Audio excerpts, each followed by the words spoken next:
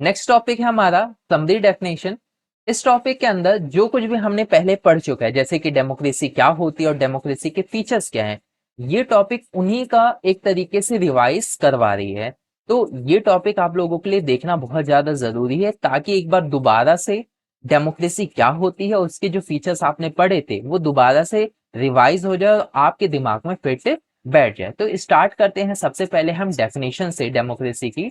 Democracy की definition में हमने ये पढ़ा था कि डेमोक्रेसी एक ऐसी फॉर्म ऑफ गवर्नमेंट होती है जहां पे जो रूलर्स होते हैं वो जनता के द्वारा इलेक्ट होते हैं, लोगों के द्वारा इलेक्ट होते हैं।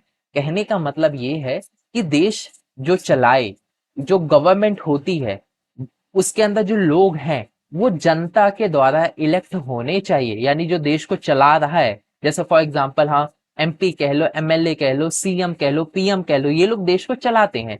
तो ये जो लोग हैं ये जनता के द्वारा चुने होने चाहिए। ये तो इसकी डेफिनेशन थी डेमोक्रेसी के। अब हम कुछ फीचर्स के बारे में समझते हैं। जैसे कि पहला हमने पढ़ा था कि जो रूलर्स होते हैं वो लोगों के द्वारा इलेक्टेड हो और वही सारे डिसीजन से ले, कि देश के अंदर ऐसा हो कि जनता ने जिसको चुना है वही देश के अंदर मेन फैसले ले। ऐसा ना हो कि कोई सेकंड पर्सन जिसको हमने चुना भी ना हो, जनता ने उसे चुना नहीं है, वो इलेक्शन जीता नहीं है और वो देश के अंदर फैसले ले रहा हो। तो ये बिल्कुल भी नहीं होना चाहिए। जिसको हमने चुना वही फैसले ले, सारे मेजर डिसीजंस उसी के हाथों में होना चाहिए। दूसरा पॉइंट क्या बताता है कि elections offer a choice and fair opportunity to the people to change the current rulers. कि इलेक्शंस के दौरान क्या होना चाहिए, हमारे पास चॉइस होना चाहिए। चॉइस इस तरीके से कि अलग अलग पॉलिटिकल पार्टीज रहे होनी चाहिए। अगर इलेक्शन के अंदर एक ही पॉलिटिकल पार्टी रहेगी तो उस इलेक्शंस का करवाने का फायदा क्या रहेगा? क्योंकि इलेक्शंस जीतना वही है, इलेक्शंस करवा लो तो भी वही जीतेगा, इलेक्शंस ना भी करवाओगे तो भी वही जीत, मतलब उसी के चलेगी। तो एक पॉलिटिकल पार्टी नहीं होनी चाहिए। तो यहाँ पे इसी वजह से वर्ड यूज किया गया चॉइस होना चाहिए। मतलब एटलीस्ट एक से तो ज्यादा होनी चाहिए, दो हो जाए, तीन हो जाए, चार हो जाए, जितनी पॉलिटिकल पार्टीज होंगी उतना ही अच्छा रहेगा। साथ ही साथ इलेक्शंस के दौरान फेयर अपॉर्चुनिटी रहे। यानी अगर फॉर एग्जांपल एक जगह से तीन चार लोग इलेक्शन में पार्टिसिपेट कर रहे हैं, तीन चार पॉलिटिकल पार्टीज लड़ रही हैं, तो उन पॉलिटिकल पार्टीज के बीच में जो कंपटीशन हो वो फेयर हो, कोई चीटिंग ना हो। क्लियर? ताकि सबके लिए मतलब इक्वल जैसा इलेक्शंस कंडक्ट किया जाए।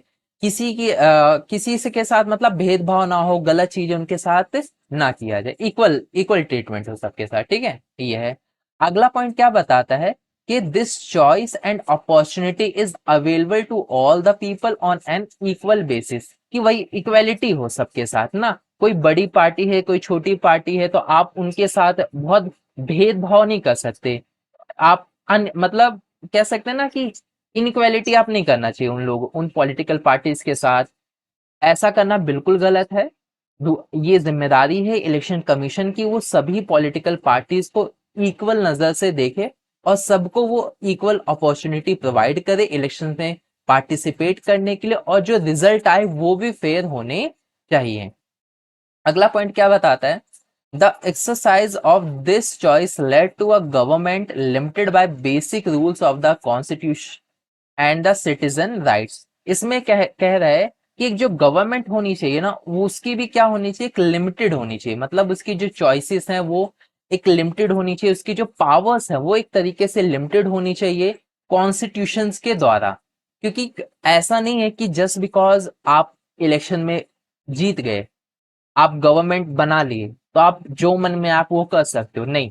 आपको भी एक दायरे में रहकर अपनी ड्यूटी को परफॉर्म करना है। आप इलेक्शन जीते हो, जनता ने आपको चुना है, ये बहुत अच्छी बात है। बट आपका भी एक दायरा है और उस दायरे के अंदर रह के आपको आ, सारे फंक्शंस परफॉर्म करने हैं। और ये दायरा कहाँ लिखा गया है, हमारे देश का जो कॉन्स्टिट्यूशन है उसमें हर एक मतलब हर एक इंस्टीट्यूशन का गवर्नमेंट कैसे चलेगी उसका दायरा दिया गया है कि आप ये कर सकते हो, ये चीजें आपको नहीं करनी चाहिए।